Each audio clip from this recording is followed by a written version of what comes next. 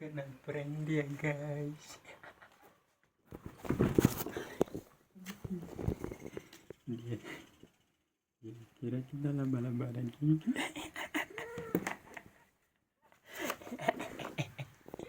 Kena prank.